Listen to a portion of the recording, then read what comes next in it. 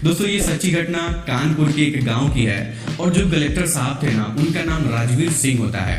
दोस्तों कलेक्टर साहब अपने माता पिता के इकलौते लड़के थे और उनका जो बचपन है ना वो बहुत एक कठिन परिश्रम से होते हुए गुजरा था। और दोस्तों आज से 10 साल पहले कलेक्टर साहब की जिंदगी ऐसी नहीं थी। उस समय कलेक्टर साहब अपने पिताजी के साथ सब्जी मंडी में सब्जी बेचने के लिए जाते थे और दोस्तों पूरा पूरा दिन मेहनत करने के बाद वो 300-400 रुपए कमाते थे और उन्हीं पैसों में से अपने पढ़ाई का खर्च भी निकालते थे और अपने माता पिता का खर्च निकालते थे, घर परिवार का खर्च चलाते थे। और दोस्तों उन दिनों कलेक्टर साहब अपनी जिंदगी से हार चुके थे और अपने जीवन में एक बेहतर इंसान बनना चाहते थे ताकि लोगों के सामने उनको झुकना ना पड़े, क्योंकि दोस्तों अक्सर लोग उनका मजाक उड़ाया करते थे और कोई भी उनको गाली देकर उल्टा सीधा बोलकर वहां से चला जाता था और ये उनका कुछ नहीं बिगाड़ पाते थे। अब दोस्तों यही वजह था कि कलेक्टर साहब कानपुर अपना घर छोड़ देते हैं और छोड़कर दिल्ली चले जाते हैं। वहां पर जाकर यूपीएससी की तैयारी करने लगते हैं। अब दोस्तों धीरे धीरे करके ऐसे ही समय गुजरने लगता है। 4-5 साल तक खूब कड़ी मेहनत करते हैं, मन लगाकर पढ़ाई करते हैं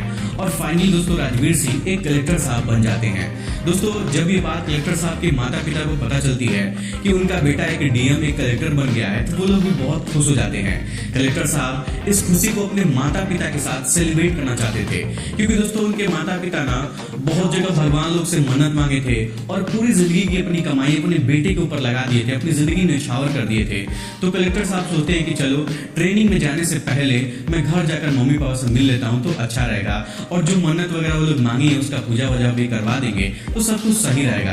अब दोस्तों कलेक्टर साहब अपने माता पिता से मिलने के लिए अब दिल्ली से घर चले जाते हैं, क्योंकि दोस्तों जब कलेक्टर साहब अपना घर छोड़कर अपने कानपुर से दिल्ली गए थे यूपीएससी की तैयारी करने के लिए तो कभी भी घर पर वापस नहीं आए थे। अब दोस्तों घर पर आने के बाद गांव के सभी लोगों में लड्डू बांटा जाता है कि हाँ भाई लड़का कामयाब हो गया है, कलेक्टर बन गया है, डीएम बन गया है। और दोस्तों जो डीएम साहब थे, कलेक्टर साहब थे ना, ये 3-4 दिन तक अपने माता पिता के साथ अपने घर पर रहकर उनकी सेवा करते हैं, उनके साथ समय बिताते हैं। और दोस्तों तभी एक दिन कलेक्टर साहब के पिताजी उनसे कहते हैं कि बेटा एक काम करो, बाजार चले जाओ और वहां से मेरे लिए थोड़ा सा दवाई लेते आओ, मेरी दवाई खत्म हो गई है। तो कलेक्टर साहब कहते हैं कि ठीक है पिताजी, मैं आऊंगा शाम को उधर से तो दवाई लेते आऊंगा। इस तरीके से क्या है कि वो अपने घर से निकल जाते हैं। और दोस्तों उस समय ना कलेक्टर साहब के पास अपनी खुद की गाड़ी नहीं थी, क्योंकि नई नई ज्वाइनिंग हुई थी और उस समय वो दिल्ली में रहकर पढ़ाई करते थे तो उनके पास कोई पर्सनल गाड़ी नहीं थी और उनके पापा तो मेहनत मजदूरी करने वाले इंसान थे तो उनके पास गाड़ी की कोई आवश्यकता नहीं थी, इसलिए वो भी गाड़ी नहीं खरीदते थे। अब दोस्तों कलेक्टर साहब अपने घर से पैदल निकल जाते हैं गांव से होते हुए, तभी बीच रास्ते में उनके एक मित्र का फोन आ जाता है और वो मित्र पहले उन्हीं के गांव में रहता था, उनका पड़ोसी था, लेकिन उसके पापा सरकारी नौकरी करते थे तो वो लोग शहर में जमीन ले लिए थे और वहीं पर घर बनवा लिए थे तो सभी लोग शहर में ही शिफ्ट हो गए थे। तो दोस्तों कलेक्टर साहब अपने मित्र से मिलने की इच्छा जाहिर करते हैं तो वो कहता है कि ठीक है तुम घर पे ही आ जाओ, हम लोग यहीं बैठकर मुलाकात कर लेंगे, बातचीत कर लेंगे और मेरी मम्मी भी तुमसे मिलना चाहती है, मैं उनसे बताया हूँ कि तुम कलेक्टर बन गए हो तो वो भी बहुत खुश हो गई हैं, वो कह रही है कि तुम घर पर आ जाओ, वो भी तुमसे मिलना चाहती है। अब दोस्तों कलेक्टर साहब कहते हैं अपने मित्र से कि ठीक है थोड़ा सा समय लगेगा, मेरे पास गाड़ी नहीं है, ऑटो रिक्शा से आ रहा हूँ, थोड़ा सा समय दो, मैं तुम्हारे घर पे थोड़ी देर में आ जाऊंगा। अब दोस्तों इस तरीके से कलेक्टर साहब अपने गांव से जब थोड़ी दूर आगे चलते हैं तो वहां पर उनको एक ऑटो रिक्शा वाला मिल जाता है तो कलेक्टर साहब उस रिक्शा में बैठ जाते हैं और बैठकर गांव से शहर की तरफ जाने लगते हैं। अब दोस्तों उस समय कलेक्टर साहब सिविल ड्रेस में थे, शर्ट पैंट चप्पल वगैरह पहने थे, क्योंकि वो सिर्फ बाजार अपने जा रहे थे पापा का वो दवाई लेने के लिए, लेकिन बीच रास्ते में उनके मित्र का फोन आ गया था तो वो सोचे कि चलो शहर जा रहे हैं तो वहां भी आगे बढ़ जाएंगे, है तो मित्र ही, अब कैसे भी हूं तो क्या हो गया, अब ऐसे भी दोस्तों कोई भी कितना हो भी बड़ा आदमी क्यों ना बन जाए। लेकिन जब अपने गांव पर जाता है, अपने घर पर रहता है तो उसको चप्पल ऐसे ही नॉर्मल कपड़े में ही उसको मजा आता है, इसी में सुकून मिलता है। तभी दोस्तों बीच रास्ते में ऑटो वाला ऑटो रिक्शा रोक देता है और कहता है कि भैया थोड़ी देर इंतजार करना पड़ेगा, आगे चेक पोस्ट है, वहां पर चेकिंग हो रही है, अगर मैं अभी वहां पर जाऊंगा तो वो लोग मुझे पकड़ लेंगे और फालतू का मुझे पैसा देना पड़ेगा। तब दोस्तों कलेक्टर साहब कहते हैं कि अरे ऐसा कैसे हो सकता है, तुम्हारे पास कागज सही है ना। तब दोस्तों ऑटो वाला कहता है कि हाँ सर, हाँ भैया मेरे पास कागज सही है, सब कुछ ठीक है, लेकिन फिर भी वो लोग बिना मतलब के मेरा चालान काट देंगे, पैसा ले लेंगे, उनको कोई ना कोई कमी निकालने आ जाता है और वो कमी निकाल के पैसा ले लेंगे। तब दोस्तों कलेक्टर साहब कहते हैं कि अच्छा ठीक है, चलो मैं देखता हूँ कि वो लोग तुमको कैसे रोकते हैं और कैसे वो लोग तुमसे पैसा ले लेते हैं। तब उसको ऑटो रिक्शा वाले कहते हैं कि अरे नहीं भैया, मैं कई बार पकड़ा गया हूँ, ये लोग मेरी बात नहीं सुनते हैं और हर बार मुझे कुछ ना कुछ काम में ये वो नुक्सान निकाल कर फंसा ही देते हैं और पैसा ले लेते हैं। तब दोस्तों कलेक्टर साहब कहते हैं कि अरे यार तुम मेरी बात क्यों नहीं समझ रहे हो? बोलो, अगर बोलो तुमसे पैसा लेंगे, तुम कोई गलत काम किए होगे तब ना पैसा लेंगे। अगर तुम्हारे पास कागज है, सब कुछ सही है, तो बोलो तुमसे पैसा क्यों लेंगे? तब दोस्तों ऑटो रिक्शा वाला गुस्सा हो जाता है और कहता है कि देखिए भैया, अगर आपको बहुत जल्दीबाजी तो आप उतर जाइए और यहाँ से दूसरा गाड़ी पकड़कर आपको जाना है तो चले जाइए, लेकिन मैं अभी नहीं जाऊंगा, क्योंकि मैं जानता हूँ कि मैं जाऊंगा तो वो लोग मुझे पकड़ेंगे और पकड़ेंगे तो मुझे पैसा देना ही पड़ेगा और अभी मेरे पास पैसा नहीं है। अब दोस्तों कलेक्टर साहब बड़े सोच में पड़ जाते हैं और फिर शांति से ऑटो वाले रिक्शा वाले को अपने पास बुलाते हैं, उसको समझाते हैं और कहते हैं कि देखो तुम परेशान मत हो, तुम्हारा अधिकार है, तुम उनको बोल सकते हो कि भाई मैंने कुछ नहीं किया, तो पैसा क्यों लोगे?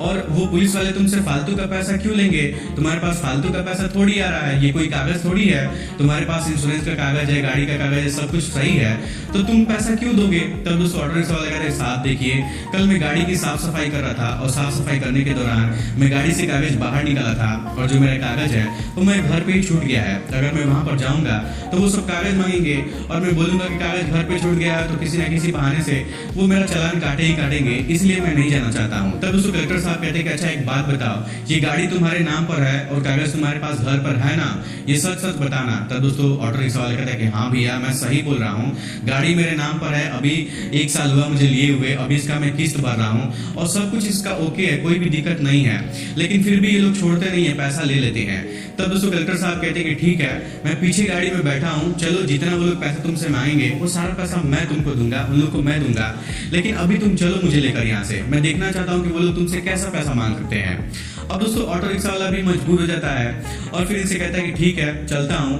लेकिन जो भी पैसा वो लोग मांगेंगे वो सारा पैसा मैं नहीं दूंगा, आपको ही देना पड़ेगा। तब दोस्तों कलेक्टर साहब कहते हैं कि ठीक है चलो मैं दे दूंगा। अब दोस्तों इस तरीके से जब वो लोग आगे की तरफ बढ़ते हैं और जैसे ही बैरियर के पास पहुंचते हैं तो दोस्तों 3-4 कांस्टेबल वहां पर खड़े थे, वो सभी लोग ऑटो रिक्शा वाले को रोक देते हैं और साइड में लगाने के लिए कहते हैं। ऑटो रिक्शा वाला तुरंत गाड़ी को साइड में लगा देता है और दोस्तों तभी वहां पर एक कांस्टेबल आता है और कहता है कि गाड़ी का कागज दिखाओ। तब दोस्तों ऑटो रिक्शा वाले कहते हैं कि सर देखिए हमारे पास गाड़ी उड़ी का सब कागज ओके है, लेकिन एक प्रॉब्लम है, घर पर मैं गाड़ी का कागज छोड़ दिया हूँ, रोज रोज लेकर आता हूँ, लेकिन आज गलती से कागज मैं भूल गया हूँ, आज लेकर नहीं आया हूँ, मैं कभी और आऊंगा तो आपको दिखा दूंगा। तब दोस्तों पुलिस वाला अपने मोबाइल में कुछ चेक करता है और चेक करने के बाद कहता है कि तुम्हारी गाड़ी का पॉल्यूशन नहीं है, तुम्हारी गाड़ी का इंश्योरेंस फेल है, तुम्हें चालान तो देना ही देना पड़ेगा। अब दोस्तों ऑटो रिक्शा वाला हाथ जोड़कर उनसे माफी मांग लेता है पुलिस वाले से और कहता है कि साहब छोड़ दीजिए, गलती हो गई, ये कागज मैं लेकर आऊंगा, आपको दिखा दूंगा, मेरे कागज ओके है, कोई भी कमी उसमें नहीं है। तब दोस्तों पुलिस वाला कहता है कि नहीं देखो, या तो तुम अभी मुझे कागज दिखाओ,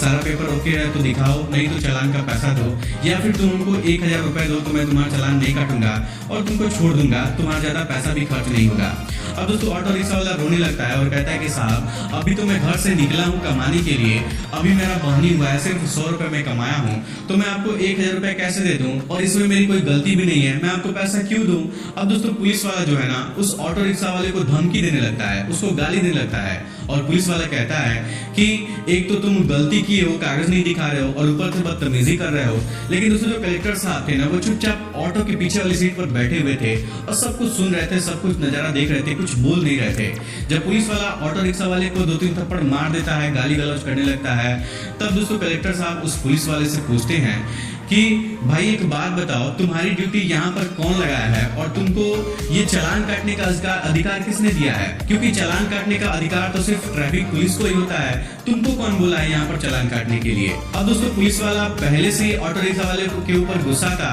तो उसका दिमाग पहले से ही खराब था, उसको लगता है कि ये कोई नॉर्मल गांव का आदमी है, शहर में जा रहा है, कुछ काम होगा। यही सब सोचकर जो पुलिस वाला था ना वो कलेक्टर साहब का कॉलर पकड़ता है और पीछे वाली सीट पर उनसे पड़े खींच कर बाहर निकाल देता है। टेम्पो से बाहर निकालने के बाद उनको धमकी देने लगता है और कहता है कि तुमसे क्या मतलब है, तुमको जो काम करना है जहाँ जाना है तुम जाओ, अपना काम करो, मैं इससे बात कर रहा हूँ, बीच में बोले कि तुमको क्या जरूरत है। तब दोस्तों कलेक्टर साहब कहते हैं कि अगर तुमको वर्दी मिल गई है तो इसका मतलब यही है कि तुमको जो मन करेगा तुम वो करोगे, जिसको मारने का मन करेगा उसको मार दोगे, जिससे पैसा वसूलने का मन करेगा उससे पैसा वसूल लोगे, यही इस वर्दी का मतलब होता है। और दोस्तों उस कांस्टेबल को ये सब बात सुनकर, ये सब फिजूल की बातें सुनकर उसको बहुत ज्यादा गुस्सा आ जाता है और वो कांस्टेबल कलेक्टर साहब को गिरफ्तार कर लेता है और कहता है कि चलो यहाँ पर तुमको नहीं समझाऊंगा, तुमको थाने पर लेकर समझाऊंगा।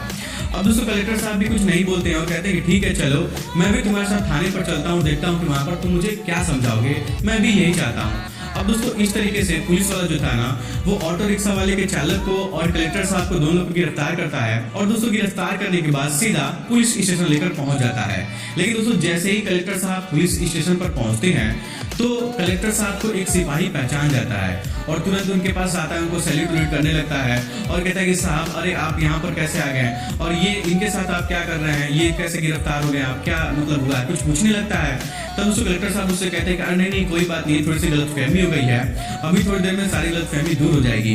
अब दोस्तों वो कांस्टेबल सैल्यूट करके साइड में हो जाता है और वो पुलिस वाला जब ये देखता है कि हमारे थाने का कांस्टेबल इस आदमी को सैल्यूट कर रहा है और उसको साहब बोल रहा है और कह रहा है कि साहब आपको गिरफ्तार क्यों किया गया है, तो दोस्तों उसके पैरों के नीचे से जमीन खिसक जाती है। उस समय वो कुछ समझ नहीं आ रहा था उसको कि आखिर उसके सामने हो क्या रहा है। और दोस्तों जो ऑटो रिक्शा वाला था ना, उस समय उसको भी कुछ समझ में नहीं आ रहा था कि वहां पर चल क्या रहा है। तब दोस्तों कलेक्टर साहब उस थाने में जितने भी सिपाही लोग थे सबको वहां पर एक जगह पर बुलाते हैं और सभी लोग को समझाते हैं कि आप लोग अपने शहर में इस तरीके से काम करेंगे तो बताइए यहाँ की जनता पुलिस वालों से क्या उम्मीद रखेगी, और शायद आप लोग जैसे पुलिस वालों के कारण ही पुलिस वालों की पूरी टीम बदनाम होती है। इस रिक्शे वाले की कोई गलती नहीं थी, लेकिन फिर भी आप इससे 1000 रुपए का मांग कर रहे थे। अगर ये पूरा दिन मेहनत करेगा तब जाकर ये 1000 रुपए कमा पाएगा या नहीं कमाएगा ये भी वो उसको नहीं पता है, लेकिन आप बिना कुछ किए चुटकी में आप उससे 1000 रुपए निकलवा लेंगे, अपने पॉकेट में रख लेंगे। आपको ड्यूटी करने के दौरान यही सब सिखाया गया है। दोस्तों कलेक्टर साहब उस सिपाही से कहते हैं कि अगर मैं इस ऑटो रिक्शा वाले के साथ नहीं बैठा होता, अगर मैं इस पोस्ट पर नौकरी नहीं करता, मुझे ये सारी चीजें नहीं पता होती, तो आप लोग भी मुझे इसके साथ साथ फंसाकर और मुझे भी जेल के अंदर डाल देते तो मेरी भी जिंदगी बर्बाद होती और ना जाने आप लोग कितने लोगों के साथ ये सारी हरकत किए भी होंगे। अब दोस्तों वहां पर ना बहुत ज्यादा हंगामा खड़ा हो जाता है और बहुत सारी इंक्वायरी वहां पर बैठ जाती है, बहुत सारी कार्रवाई होती है और फिलहाल वहां पर 1-2 दिन तक सभी स्टाफ के लोग परेशान रहते हैं और सभी लोग के बीच में दहशत का माहौल छा जाता है। लेकिन दोस्तों धीरे धीरे करके कार्रवाई आगे बढ़ती है और बाद में निष्कर्ष ये निकलता है कि जो पुलिस वाला था कलेक्टर साहब के साथ बदतमीजी किया था दोस्तों उसको नौकरी से निकाल दिया गया था, निलंबित कर दिया गया था और दोस्तों उसके किए की सजा उसको मिल जाती है। अब दोस्तों पुलिस वाला अपने घर पर बैठकर अपने पड़ोसियों से, अपने दोस्तों से, मित्रों से, अपने रिश्तेदारों से रिश्वत उछलेगा और अपना जिंदगी में पैसा कमाएगा, जिंदगी गुजारेगा। दोस्तों ऐसे लोगों के साथ ना अक्सर ऐसा ही होना चाहिए, तभी ठीक होता है। दोस्तों इस घटना को सुनने के बाद आप लोग क्या कहना चाहेंगे, अपनी राय हमें कमेंट बॉक्स में जरूर बताइएगा।